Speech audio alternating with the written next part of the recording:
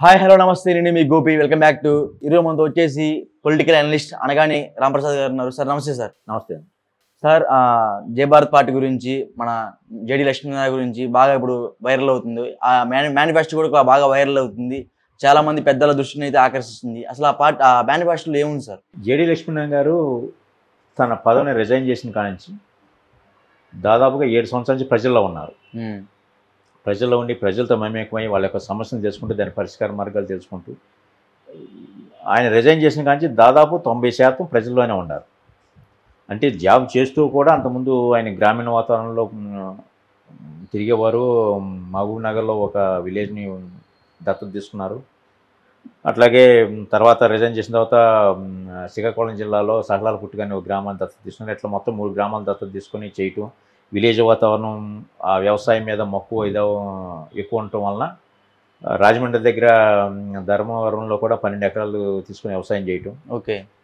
ఆయన అనేది ఏంటంటే మనం స్వయంగా కష్టపడుకోకుండా మనకి ఇబ్బందులు ఏమీ తెలియవు, ఎవరో చెప్పిన అంటే కంటే మనం తెలుసుకోవాలనే ఉద్దేశం చేత వ్యవసాయంలో దిగటం.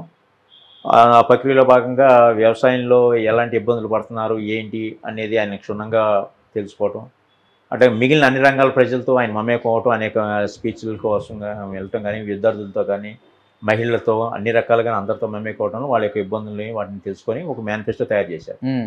ఇప్పటి వరకు ఉన్న పార్టీల్లో మేనిఫెస్టో ఏంటంటే ఒక కమిటీ ఉంటుంది, ఆ కమిటీ సభ్యులు మాత్రమే చేస్తున్నారు తప్పించి ఇది ప్రయోజనాల రాష్ట్ర భవిష్యత్తు కోసం ఒక్కొక్క ఫ్యామిలీని మనం పైకి తీసుకొద్దాం, ఫైనాన్షియల్గా ఇబ్బంది పడుకోకుండా అనే ఎజెండాతో కానీ ఎక్కడ ఏ మేనిఫెస్టో కూడా రిలీజ్ చేయలేదు ఇప్పుడు వరకు కూడా.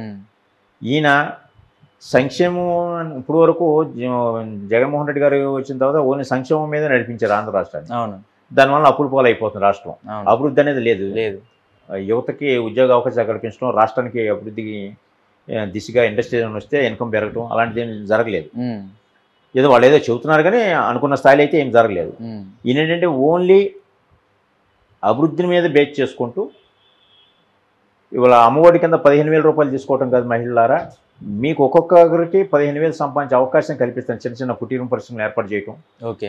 ఎందుకంటే ఆయన దత్తత తీసుకున్నటువంటి సగలాలపుట్ట గ్రామంలో మహిళలందరికీ చిన్న చిన్న కుటుంబ పరిశ్రమలు ఏర్పాటు చేసి వాళ్ళుగా వాళ్ళ కాళ్ళ మీద వాళ్ళు నిలబడే విధంగా స్వశక్తిగా సంపాదించుకునే విధంగా ఆయన ఏర్పాటు చేశారు. కాబట్టి సో దాన్ని బేస్ చేసుకుని ఆంధ్ర రాష్ట్రంలో చిన్న చిన్న కుటీర పరిశ్రమలు ఏర్పాటు చేయడం విలేజెస్కి. అట్లాగే యువతను కూడా నేను చదువు అయిపోయిన తర్వాత ప్రభుత్వం దగ్గరికి వెళ్ళి ఉద్యోగాల కోసం ఎదురు చూడటం, లేకపోతే ఆ నోటిఫికేషన్ ఈ నోటిఫికేషన్ అని ఎదురు చూడటం కాదు, నాకు నేను స్వయంగా నేను బతకగలను, నేను 10 మందిని బతికించగలను ధీటుగా ఇండస్ట్రీస్ని ఆఫర్ చేసే విధంగా యువతకి, అట్లాగే వృద్ధులకి, విద్యార్థులకి, మన ప్రెగ్నెన్సీతో ఉన్న వాళ్ళకి బస్సు సౌకర్యం ఫ్రీగా కల్పించే విధంగా, ఒక్కొక్క ఇంటికి సోలార్ ప్యానెల్ ఫ్రీ, కరెంట్ ఛార్జీలు ఇప్పుడు రేట్లు పెరిగిపోతున్నాయి కాబట్టి ఉన్న కరెంట్ ఛార్జీలని స్లాబ్ సిస్టమ్ కింద రేట్లు తగ్గించడం, పెట్రోల్ డీజిల్ రేట్ల మీద రాష్ట్ర పన్నుని తగ్గించే చేయటం, ఒక్కొక్క నియోజకవర్గానికి 100 కోట్ల రూపాయలు ఇవ్వటం ప్రతి సంవత్సరం, ఒక్కొక్క గ్రామానికి 1 కోటి రూపాయలు ఇవ్వటం. ఓకే. ప్రతి సంవత్సరానికి గ్రామాభివృద్ధి కోసం. ఇది గ్రామాభివృద్ధి కోసం సర్పంచ్ ఎదుకోవటం, లేకపోతే నియోజకవర్గ అభివృద్ధి అంటే ఎమ్మెల్యేకి ఇవ్వటమో కాదు. ఆ ఇచ్చిన అమౌంట్ ప్రతిదీ కూడా స్క్రూటినింగ్ చేసే బాధ్యత మన ప్రజలదే. ఓకే. ఇది ప్రజా పరిపాలన కాదు ఆయన అందించాలనుకునేది, రాష్ట్ర పరిపాలన కాదు ఇది కాదు, ప్రజా పరిపాలన అందించాలని ఉద్దేశించైతే ఆయన ఈ రకంగా ప్రజలను స్క్రూటినింగ్ చేసే విధంగా. సపోజ్ ఒక రోడ్డు కాంట్రాక్ట్ ఇచ్చామనుకోండి, ఒక 30 ఫీట్లు రోడ్డు వేయాలి, 30 ఫీట్లు వేస్తున్నాడా లేదా, 2 అంగుళాల మందం అని వాడు కోర్టులో వచ్చాడు, ఆ 2 అంగుళాల మందం వేస్తున్నాడు లేదా, ఇట్లా మొత్తం స్క్రూటినింగ్ అంతా ప్రజల చేతే. ప్రజల నుంచి కూడా ఒక కమిటీ ఉంటుంది. ఇటు ప్రభుత్వం తరపు నుంచి ఏ కమిటీ అయితే వర్క్ చేస్తో ప్రజల నుంచి కూడా ఒక కమిటీ ఉంటుంది అనమాట. అట్లా పోటీ పెడితే కానీ వీళ్ళు ఎప్పుడైనా సరే కాంపిటేటివ్ ఉంటేనే కానీ క్వాలిటీ ఎప్పుడు అవుట్పుట్ బయటికి రాదు. అట్లాగే ప్రజల్లో ఎప్పుడైతే కమిటీలు ప్రశ్నిస్తూ ఉంటాయో వీళ్ళు కూడా ప్రభుత్వం తరపు నుంచి కూడా కరెక్ట్గా పనిచేస్తారో, అవినీతికి తావు లేకపోకుండా. ఒక ఫ్యామిలీలో ముఖ్యమైన వ్యక్తి చనిపోతే యాక్సిడెంట్ కానీ కానీ ఆ ఫ్యామిలీ మొత్తం రోడ్డును పడిపోతుంది. అందుకని ఒక్కొక్కరికి 10 లక్షల రూపాయల చొప్పున ఇన్సూరెన్స్, అది ప్రభుత్వం బేర్ చేసే విధంగా బీమా పథకం. ఇట్లా ఒక అంశం కాదు, విద్య, వైద్యం అన్ని రంగాల్లోనూ చేసుకుంటే ఇది ఒక చర్చాంశనీయం అయింది. ఇప్పుడు ఇదివరకు ఏ పార్టీ కూడా చేయలేదు. అలాంటిది ఈ జేడి లక్ష్మీనారాయణ గారు రిలీజ్ చేసిన ఈ మేనిఫెస్టో ఏదైతే ఉందో ఈ మేనిఫెస్టో అది మీకు 2 పేజీలలో కనిపించవచ్చు, కానీ అది 7 సంవత్సరాల ఆయన ప్రజల్లో తిరిగి ప్రజలతో మమేకమయ్యి అన్ని అంశాలను క్రోడీకరించి తీసుకొచ్చినటువంటి అవుట్పుట్ అనమాట అది. ఓకే. ఇది ప్రజా మేనిఫెస్టో. ఎవరైనా సరే పార్టీ మేనిఫెస్టో అంటారు జనరల్గా, మా పార్టీ మేనిఫెస్టో అంటే, ఇది పార్టీ మేనిఫెస్టో కాదు. ముమ్మాటికి ప్రజల నుంచి సేకరించినటువంటి, ప్రజల చేత ఆమోదించబడినటువంటి మేనిఫెస్టో. ఇది రిలీజ్ చేసేటప్పుడు కూడా ఒక రైతు సమక్షంలో, ఒక వికలాంగుల సమక్షంలో, ఒక కార్మికుల సమక్షంలో, ఒక ఆటో కూలి, ఒక రైతు వారి కూలి, వీళ్ళందరి సమక్షంలో రిలీజ్ చేశారు తప్పించి, ఇది వాళ్ళందరి సహకారంతోనే వాళ్ళ చేతే రిలీజ్ చేయించారు తప్పించి ఎక్కడో ఏసీ గదుల్లో ప్రెస్ మీట్లు పెట్టి చేసింది కాదు అది. ఓకే. అంటే ఇప్పుడు జగన్ గారి పథకాలకు ధీటుగా ఉంటుందా సార్ ఇవన్నీ? అది సంక్షేమం ఒకటే ధీటుగా ఉండటం కాదు. ఇప్పుడున్న పరిస్థితుల్లో జగన్ గారికి మేనిఫెస్టో రిలీజ్ చేయలేదు. పొత్తులో భాగంగా రాష్ట్రం నాశనం అయిపోతుంది, మేము ప్రజా పరిపాలన చేస్తాం, రాష్ట్ర భవిష్యత్తు కోసం ఇస్తాం అంటున్నారు. మరి ఈ మేనిఫెస్టోకి ధీటుగా మేనిఫెస్టో రిలీజ్ చేయమని టీడీపీని కానీ లేకపోతే జనసేన కానీ వీళ్ళిద్దరూ ఉమ్మడి మేనిఫెస్టో రిలీజ్ చేయమంటే సంతోషమే. ఇప్పుడు జేడీ గారే ఇవన్నీ అమలు చేయాలి, లేకపోతే ఆ క్రెడిట్ నాకే దక్కాలని కాదు. ఇక్కడ రాష్ట్రంలో ఏం జరుగుతుంది, ఏదైనా ఒక పని చేస్తే ఈ క్రెడిట్ ఆ పార్టీకి వెళ్ళిపోతుందని చెప్పి యువతల పార్టీ వాళ్ళు కేసులు వేసి తొక్కేసేయడం జరుగుతుంది. జేడీ గారి ఉద్దేశం కాదు. ఈ మేనిఫెస్టోని ఏ పార్టీ వాళ్ళు మేనేజ్ చేసినా కానీ, ఇప్పుడు రేపు జగన్మోహన్ రెడ్డి గారు మీ మేనిఫెస్టో బాగుందని, మీ మేనిఫెస్టో నేను అమలు జరుపుతాను, రీకాల్ చట్టం ద్వారా ఒకవేళ ఈ మేనిఫెస్టో కనుక మీరు చెప్పిన అంశాలను కనుక మేము అమలు జరగకపోతే మేము ప్రజా ఆమోదంతో మళ్ళీ మేము ప్రభుత్వం గది దిగిపోతాం అనే ఉద్దేశంగా ఒక భరోసా ఇవ్వగలిగినా కూడా దానికైనా సంతోషం. ఏంటంటే రాష్ట్రానికి లాభం చేకూర్చాలి, ప్రతి ఒక్క పౌరుడు, ప్రతి ఒక్క ఫ్యామిలీ ఆనందంగా ఉండాలని తెప్పించి, ఇది వ్యక్తిగత ప్రయోజనం కోసం చేయాల్సింది కాదు. ఇది ఆయన మార్పు ఏంటనేది సిబిఐలో చూశారు, ఇంకా కొత్తగా చూడాల్సింది. ఆయన మార్పు నాణ్యానికి ఒక పక్కనే చూశారు సిబిఐలో. అవును. ఇప్పుడు రెండో పక్క ఈ మేనిఫెస్టో రూపంలో రాజకీయంగా కూడా చూడబోతున్నారు. ఓకే. అంటే సార్ ఇప్పుడు ఉమ్మడిగా పోటీ చేస్తున్నారు జనసేన టీడీపీ వచ్చేసి, వాళ్ళ మేనిఫెస్టో అనేది ఇంకా స్ట్రాంగ్ ఉంది. ఏంది, మహిళలకు ఉచితంగా 3 సిలిండర్ ప్రతి సంవత్సరం ఇస్తాను అన్నారు. మళ్ళీ వచ్చేసి కుటుంబానికి 25,000 అంటే ప్రతి నెల వాళ్ళు ఇస్తా అంటున్నారు. దానికి మీరు ఇప్పుడు నాకు ఈ మేనిఫెస్టో ఇచ్చారు, దీనికి ఏ పొందనా లేదు. అంటే ఇప్పుడు ఇన్ని అనేది సరే ఇన్ని చెప్పారు మేనిఫెస్టోలో, ఇన్ని పథకాలు చెప్పారు, ఇన్ని పథకాలు జనాలు ఇంట్రెస్ట్ చూపించలేదు సార్. ఇప్పుడు ఏదైనా సరే షార్ట్ అండ్ స్వీట్గా అయిపోవాలి, 4 ఉంటే ప్రజలకి వెంటనే మైండ్లోకి వెళ్ళిపోతాయి.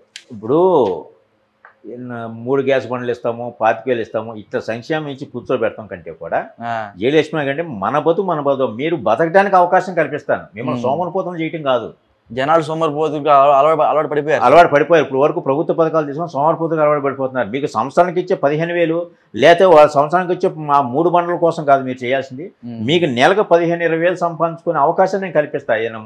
ఇండస్ట్రీస్ పరంగా కానీ, కుటీస్ పరిశ్రమ వలన కానీ, ఇంకో రకంగా మీరు బతకడానికి, మీరు మీ యొక్క బతుకు మీరు కాళ్ళ మీద ధైర్యంగా నిలబడి చేసుకునే హక్కు నేను కల్పిస్తానని చెప్పేసి అంటున్నారు.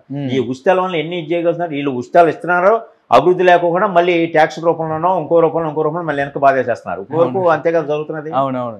అది కాదు కదా జేడీ లక్ష్మి కానీ చెప్పి. ఇప్పుడు వ్యవసాయం గురించి మేనిఫెస్టో, మరి స్వామినాథన్ కమిషన్ ఒక ఎకరానికి 30,000 ఖర్చు అయింది అనుకోండి ఖర్చులు.